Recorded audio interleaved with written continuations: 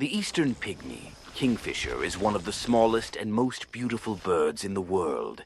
This small bird, known for its bright colors and bright wings, lives in the tropical regions of Southeast Asia and Australia. Its plumage features brilliant shades of blue and green, making it eye-catching in its natural habitat.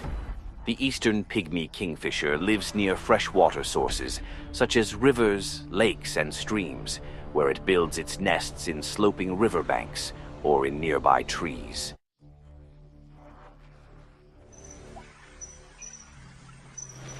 The eastern pygmy kingfisher is a very skilled hunter.